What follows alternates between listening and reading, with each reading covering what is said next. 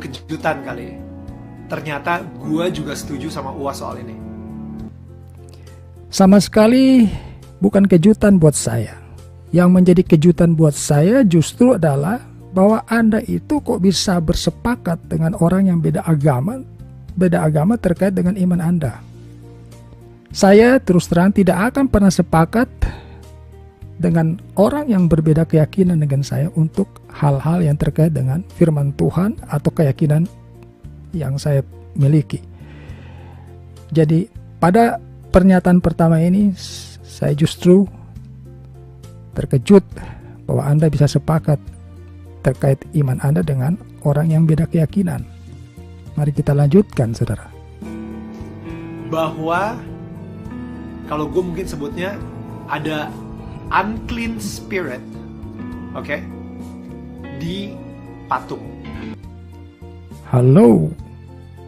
Sejak kapan di dalam benda mati itu ada spirit, saudaraku? Spirit itu hanya ada di dalam diri manusia. Roh, ya. Kalau saudara mengatakan di dalam benda mati itu ada spirit, saya mau mengatakan justru spirit Anda sedang bermasalah. Ketika engkau melihat sebuah patung dan engkau merasakan di situ ada energi, lalu engkau merasa di situ ada spirit, saya mau katakan spiritmu yang sedang bermasalah. Bukan patung itu sedang ada spiritnya.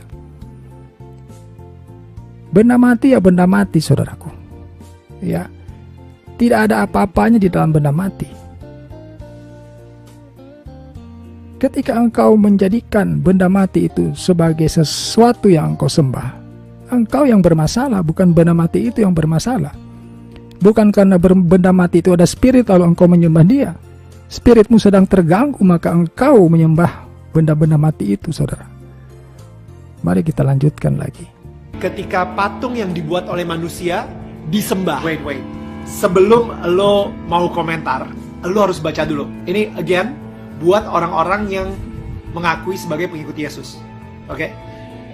Gue pengen kalian baca dulu Yesaya 44 ayat 13 sampai 20. Saya sudah baca. Ya, Yesaya 13 sampai 20. Yesaya 44 ayat 13 sampai dengan 20.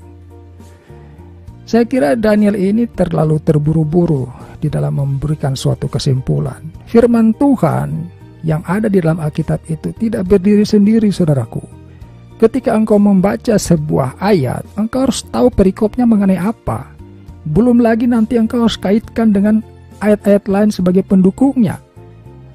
Yang disampaikan oleh Daniel Mananta, Yesaya 44 ayat 13 sampai 20, itu perikop. Judul perikopnya adalah kebodohan pemujaan patung. Bukan patung yang ada spirit. Jadi kalau dia membahas Yesaya 44 ayat 13 sampai 20 itu terkait dengan pemujaan patung, saya setuju. Tapi kalau itu dijadikan dasar oleh dia untuk menyatakan bahwa di dalam patung itu ada spirit, maka saya akan katakan itu adalah kebodohan. Ya, mari kita lanjutkan lagi, saudaraku. Sekali lagi, coba baca Yesaya 44 ayat 13 sampai 20. Saudara Daniel, kalau engkau ingin berbicara mengenai patung, terlalu jauh kamu mengambilnya dari Yesaya 44. Sejak Keluaran 20 ayat 4 sudah bicara patung dan banyak sekali ayat-ayat terkait patung.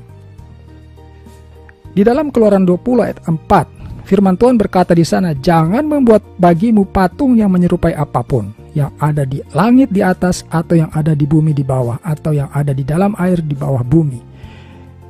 Mengapa ada perintah seperti itu? Ya, saya memahami bahwa zaman dulu ketika ada seseorang ingin membuat patung, tujuannya memang untuk disembah. Berbeda dengan hari-hari sekarang ini, zaman modern, orang membuat patung itu sebagai hiasan, bukan untuk disembah. Maka ketika engkau menemukan ada patung di gereja, patung Yesus, patung Bunda Maria, itu bukan tujuan untuk disembah, saudaraku. Tidak ada ajaran di dalam kekristenan itu menyembah patung. Kita menyembah Allah di dalam roh dan kebenaran. Patung hanya sebagai hiasan. Maka kalau engkau mengatakan di dalam patung itu ada spirit, dasarnya dari mana, saudaraku? Belum lagi kalau saya bawa Anda, ya kan tadi suruh baca tuh Yesaya 44 ayat 13 sampai 20. Saya juga mau suruh kau baca juga Bilangan 21 ayat 8 sampai 9, ya. Saya minta juga Daniel baca nih.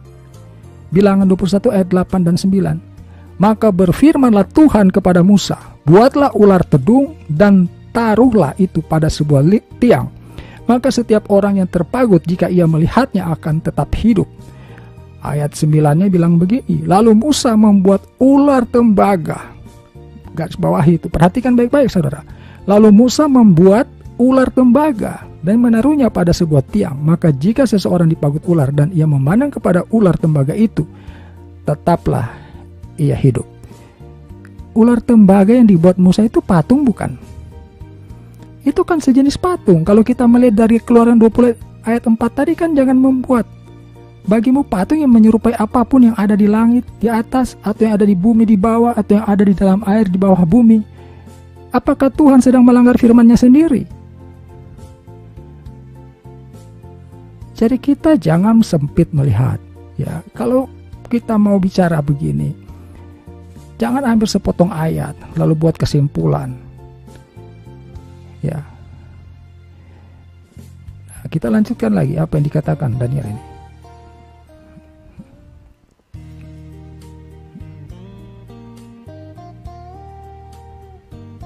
Kali lagi, coba baca Yesaya 44 ayat 13 sampai 20. Di situ Tuhan sendiri sampai bilang gitu, kalau ini kayu yang lu gunakan untuk membuat patung yang cantik, yang indah, yang ganteng, dan patung yang sama lu gunakan buat masak, buat bakar kayu untuk menghangatkan badan lo.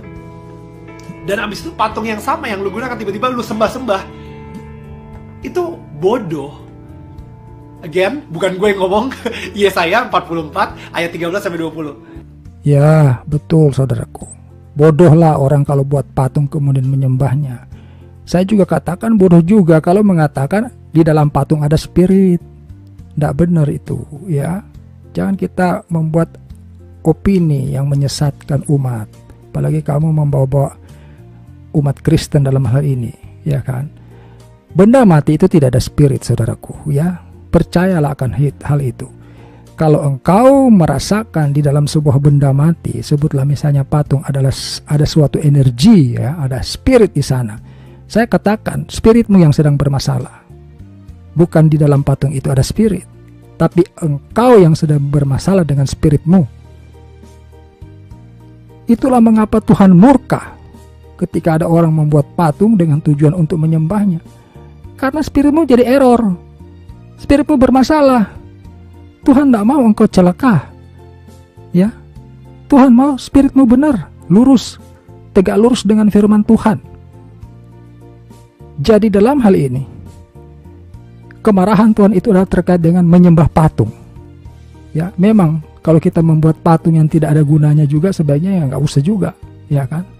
Tetapi jangan mengatakan bahwa di dalam benda-benda mati itu ada spirit. Ya, kalau kita melihat benda mati, sebutlah sebagai patung atau benda apapun, kemudian kita merasakan ada energi di sana.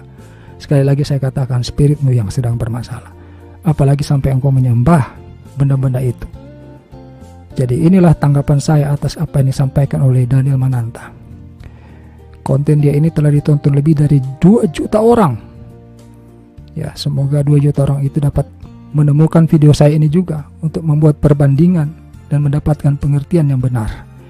Terima kasih, kita jumpa lagi pada pemberitaan firman Tuhan lainnya. Haleluya. Amin.